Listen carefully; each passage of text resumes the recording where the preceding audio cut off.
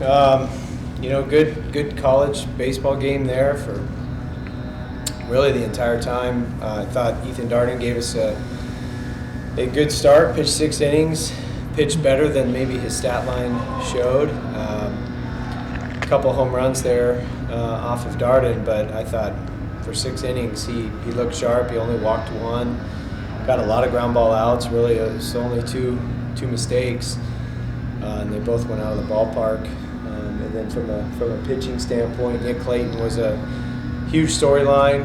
3 up, 3 down, or 9 up, 9 down. But to go 1, 2, 3, 1, 2, 3, 1, 2, 3 in the 7th, 8th, and 9th, thought really kind of gave us what we need in order to be able to walk it off, which was huge.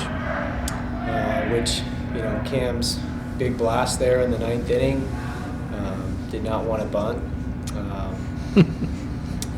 Glad that worked out, but just didn't want to take the bat out of 2 of our best hitters' hands with Cam, and then they intentionally walked Cooper. But glad it worked, and he put a charge into it and did a great job. Caden Grice swinging the bat very well. You can tell he's heating up, and everything he's hitting is hard. And had 3 RBIs tonight, or 3 RBIs tonight. But just all in all, had some good contributions up and down, and I thought we pitched well and played defense. Even though we gave up 5 runs, it was maybe a little bit better pitching than what the stat line showed. But some timely hits, some good defense, just a good college game. Any questions for players? Cam, you're having an incredible freshman season. How thrilling was that for you, and what was your mindset going up there to the plate? You were 0 for 3 tonight, which is a rarity for you. Well, I got up there and I swung. I didn't think it was going, so I was like, I should just get 2 out the box and let Cooper walk it off. But it went over, so. Is that the longest home run you've ever hit? Dead center? Probably, yes, sir. Nick, as Coach said, 9 up, 9 down, great relief performance for you. What was working well for you on the mound tonight? Just a really good game plan by Coach Bellinger, and good pitch calling, and then great job by JJ behind the plate too. To be a freshman, he doesn't play like one.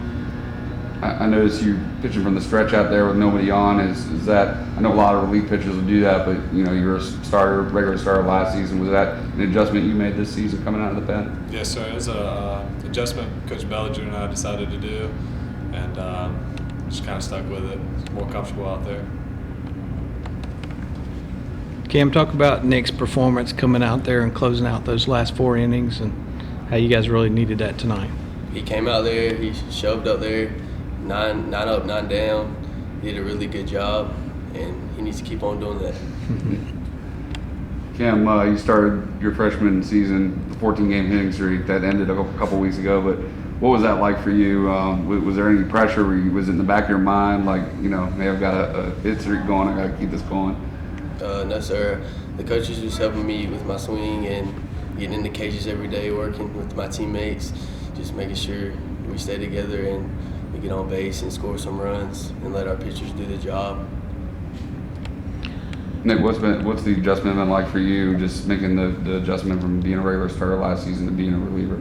It's been fun. It's fun coming in the back end of the games, more pressure, but we're just taking one game at a time right now. Nick, talk about this week. Spring break week is sometimes a kind of a turning point for the team. You guys don't have classes. You get to spend all week together. Talk about what you guys' plan is this week and how that might help you guys going forward. Just taking advantage of the time. Try to get better every day. It's fun tonight, but we got a big game tomorrow. We need to win, and then a big weekend series too. Cam, you grew up in South Carolina. I'm just curious, did you grow up a big Clemson fan? Was it always your dream to play here?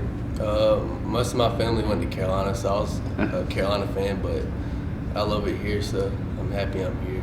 What's that been like with the house divide? I'm sure they're supporting the Tigers now, but did you hear a lot about it from family, friends when you made your decision? Yeah, they were just telling me, you pick where you want to go, we're going to support you wherever you go, and they're happy I'm here now. What was the biggest thing that led you to make that decision, despite growing up a Carolina fan? The fans here, the facilities, coaches. Anything else for players? All right, thank you guys. Thanks, guys. All right, go ahead with questions for Coach. Coach, talk about how important it was for you guys to just only have to use 2 guys on the mound tonight.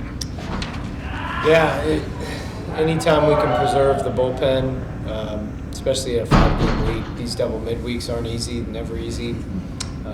So to be able to get game 1 in with only 2 pitchers certainly bodes well for tomorrow. But we have to take the approach that we treat each game like it's the only game we're playing every week, and it's why we extended Ethan Darden, and it's why we extended Nick Clayton, and just feel like we need to get as much positive energy and momentum on our side. And so we'll do whatever we have to do in each game to come out on top and just treat each game like that. Coach, you kind of let the Duke series slip away from you. You could easily swept that one. You go on the road, you got a road game tomorrow, and then your first ACC road series this weekend. How important was this one tonight to kind of build some momentum into that? Well, it's exactly what we needed to do. We needed to get that positive feeling back on our side, and the way you phrase that, we let the Duke game slip away. That's how it feels to all of us. We had opportunities to win in each one of those games and just didn't capitalize on that. And that's not Clemson baseball, and that's not, more importantly, it's not the potential of Team 126. And where we are up to this point, we've played a lot of close games. We've played a very tough schedule. It's all callousing our minds in every one of these tight games and every one of these good teams we're playing. It's just repetition that's going to help us down the road. So I'd like to think that we won't continue to let those games slip through our fingers where we have the opportunity to take the game, and we just need to keep training that and keep finding the ways to do it.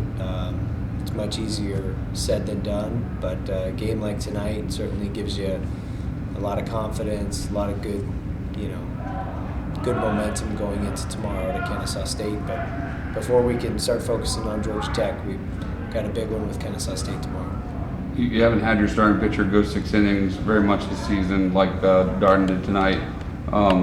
How much, I guess, did the struggles of the bullpen have to do with that, or is it just the extra game this week and want to preserve the bullpen?